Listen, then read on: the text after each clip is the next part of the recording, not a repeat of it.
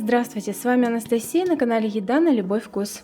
Сегодня будет новый рецепт пирожков. Таких еще не было на нашем канале. Спасибо за идею нашей зрительнице. Тесто без дрожжей, очень вкусное, пышное. Начинка интересная и не совсем обычная. Быстро и просто. Но обо всем по порядку. Сначала подготовим сухие ингредиенты для теста.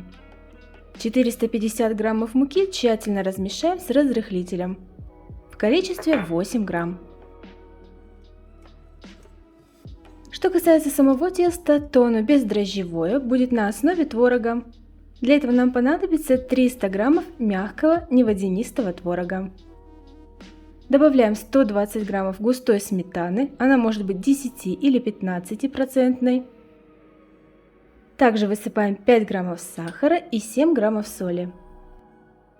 С помощью блендера перебиваем в гладкую массу. Остаются мелкие крупинки, это не страшно. К тому же, если творог очень мягкий, то можно обойтись обычной вилкой, не используя блендер. В творожную массу разбиваем 2 яйца. Вводим их, распределяя равномерно.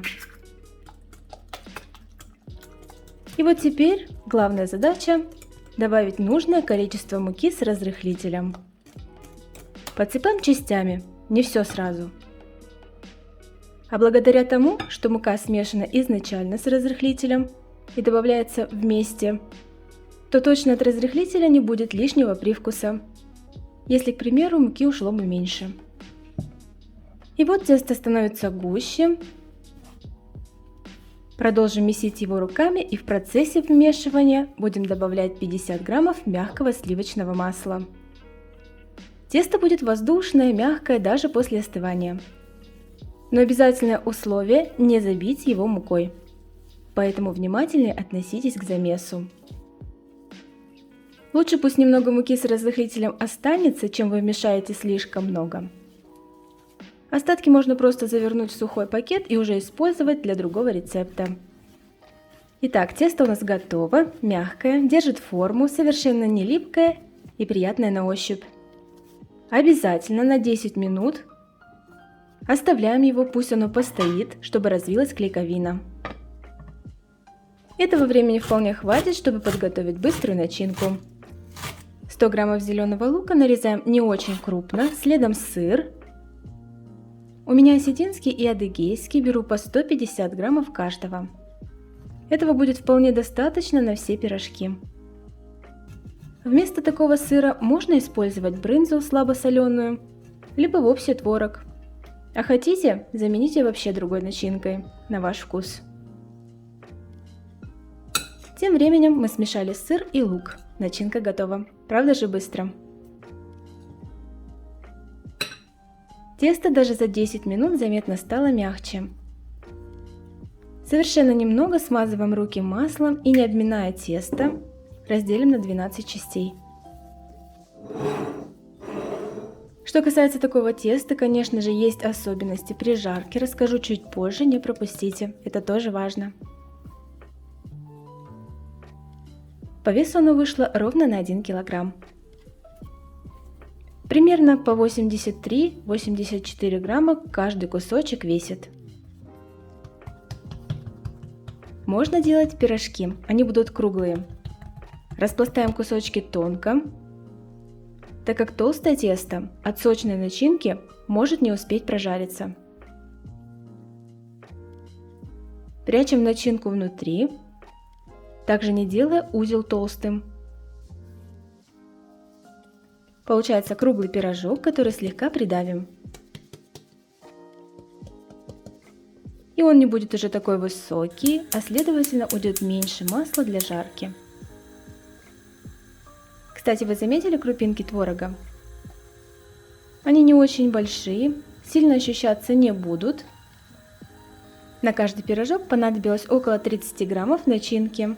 Она легкая, но при этом объемная. И несмотря на то, что мы используем сыр, этот сыр не расплавится. Но он будет очень сочным и в сочетании с луком более ароматным. Я люблю сразу все пирожки, чтобы потом не отвлекаться на этот процесс. И теперь можно жарить. Ставим нагрев ниже среднего, хорошо разогреваем масло, конечно, не до дыма. Важно, чтобы тесто прожарилось, не делаем его толстым. Еще раз повторю. Узелком опускаем пирожки в разогретое масло. Желательно, конечно, чтобы пирожки плавали. Тогда они успеют прожариться и не слишком зажарятся. Напомню, для сочной начинки тесто делайте тонким. Посмотрите, какие они красивые. Аромат отличный. Крупинки творога красиво поджарились.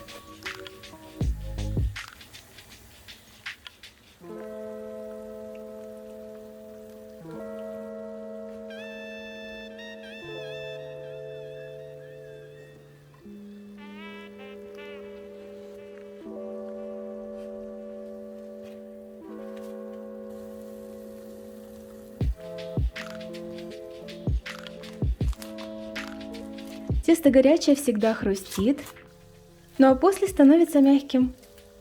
Посмотрите, какое оно пышное.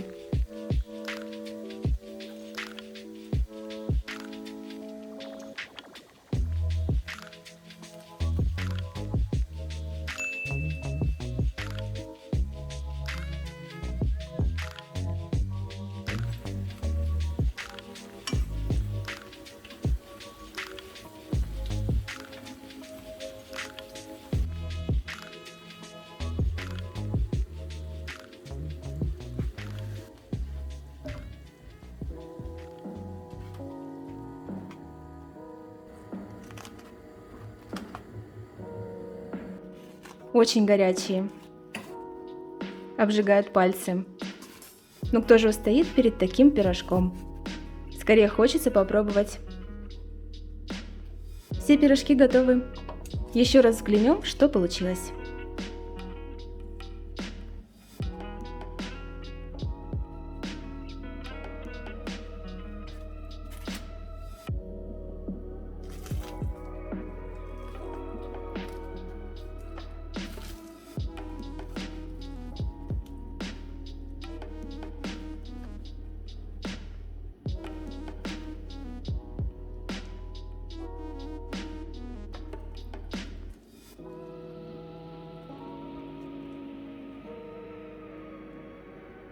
Сыр выделил сок при нагревании, обменялся вкусом с зеленым луком. Начинка сочная. Рецепт вкусный и быстрый. Приготовьте, буду рада. Жду ваши комментарии, ставьте нравится, не забывайте делиться рецептом с друзьями. Пока!